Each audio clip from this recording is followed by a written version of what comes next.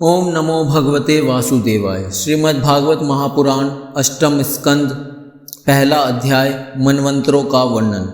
राजा परीक्षित ने पूछा, गुरुदेव, स्वयंभू मनु का वंश विस्तार मैंने सुन लिया। इसी वंश में उनकी कन्याओं के द्वारा मरीचि आदि प्रजापतियों ने अपनी वंश परंपरा चलाई थी। अब आप हमसे दूसरे मनुओं का वर्णन कीजिए। ब्राह्मण ज्ञानी महात्मा जिस जिस मनवंतर में महामहिम भगवान के जिन जिन अवतारों और लीलाओं का वर्णन करते हैं उन्हें आप अवश्य सुनाइए। हम बड़ी श्रद्धा से उनका श्रवण करना चाहते हैं। भगवान विश्व भावन भगवान बीते हुए मनवंतरों में जो जो लीलाएं कर चुके हैं, वर्तमान मनवंतर में जो कर रहे हैं और आगामी मनवंतरों में जो कुछ करेंगे वह सब हमें सुनाइए। श्री सुखदेव जी ने कहा, इस कल्प में स्वयंभू मनु आदि 6 मनवंतर बीत चुके हैं। उनमें से पहले मनवंतर का मैंने वर्णन कर दिया। उसी में देवता आदि की उत्पत्ति हुई थी। स्वयंभू मनु की पुत्री आकुति से यज्ञ पुरुष के रूप में धर्म का उपदेश करने के लिए तथा देवहूति से कपिल के रूप में ज्ञान का उपदेश करने के लिए भगवान ने उनके पुत्र रूप से अवतार ग्रहण किया था। परीक्षित, भगवान कपिल का वर्णन मैं पहले ही तीसरे स्कंद में कर चुका हूँ। अब भगवान यज्ञ पुरुष ने आकुति के गर्भ से अवतार लेकर जो कुछ किया उसका वर्णन करता हूँ। परीक्षित, भगवान स्वयंभू मनु ने समस्त कामनाओं और भोगों से विरक्त होकर राज्य छोड़ दिया। वे अपनी पत्नी शत्रुपा के साथ तपस्या करने के लिए वन में चले गए। परीक्षित, उन्होंने सुनंदा नदी के किनारे पृथ्वी पर एक पैर से खड़े रहकर 100 वर्ष तक घोर तपस्या की। तपस्या करते समय वे प्रतिदिन इस प्रकार भगवान की स्तुति करते थे। मनु जी कहा करते थे, जिनकी चेतना के स्पर्श मात्र से यह विश्व चेतन हो जाता है, किंतु यह विश्व जिन्हें चेतना का दान नहीं कर सकता, जो इसके सो जाने पर प्रलय में भी जागते रहते हैं, जिनको यह नहीं जान सकता परंतु जो इसे जानते हैं वही परमात्मा है।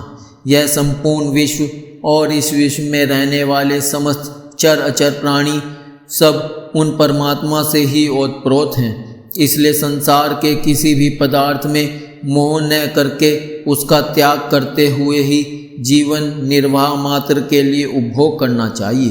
तृष्णा का सर्वथा त्याग कर देना चाहिए। भला ये संसार की संपत्तियाँ किसकी हैं?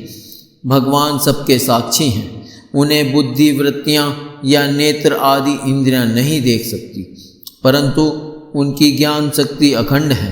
समस्त प्राणियों के हृदय में रहने वाले उन्हीं स्वयं प्रकाश असंग परमात्मा की शरण ग्रहण करो, जिनका न आदि है न अंत, फिर मध्य तो होगा ही कहाँ से। जिनका न कोई अपना है और न पराया, और न बाहर है न भीतर। ये विश्व के आदि अंत मध्य अपने पराए बाहर और भीतर सब कुछ हैं। उन्हीं की सत्ता से विश्व की सत्ता है। वही अनंत वास्तविक सत्य परब्रह्म है। वही परमात्मा विश्वरूप हैं। उनके अनंत नाम हैं। वे सर्वशक्तिमान सत्य स्वयं प्रकाश अजन्मा और पुराण पुरुष हैं। वे अपनी माया शक्ति के द्वारा ही विश्व सृष्टि के जन्म आदि को स्वीकार कर लेते हैं और अपनी विद्या शक्ति के द्वारा उसका त्याग करके निष्क्रिय सत्व स्वरूप मात्र रहते हैं। इसी से ऋषि मुनि नैष्कर्म्य स्थिति अर्थात ब्रह्म से एकत्व प्राप्त करने के लिए पहले कर्मयोग का अनुष्ठान करते हैं। प्रायः कर्म करने वाला पुरुष ही अंत में निष्क्रिय होकर कर्मों से छुट्टी पा लेता है। यूँ तो सर्वशक्तिमान भगवान भी कर्म करते हैं, परंतु वे आत्मलाभ से पूर्ण काम होने के कारण उन कर्मों में आसक्त नहीं होते।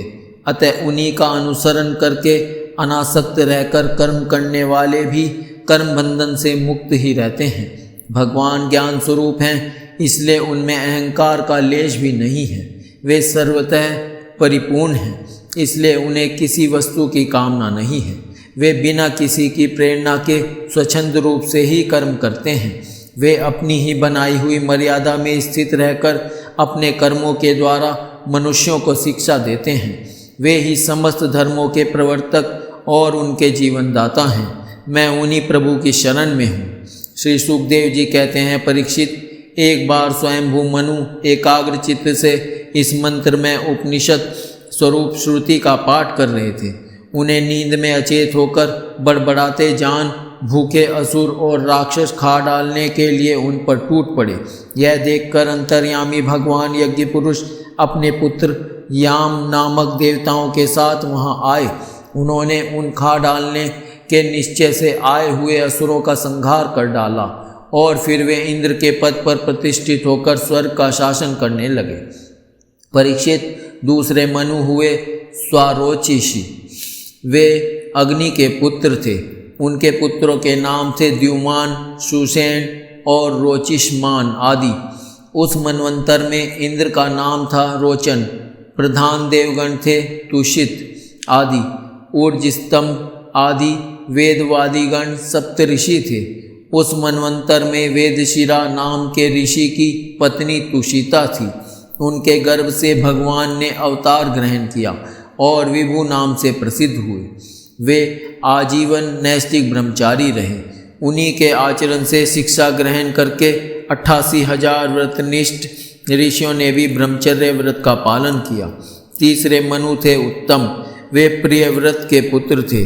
उनके पुत्रों के नाम थे पवन, संजय, यज्ञहोत्र आदि। उस मनवंतर में वशिष्ठ जी के प्रमद आदि 7 पुत्र सप्तऋषि थे।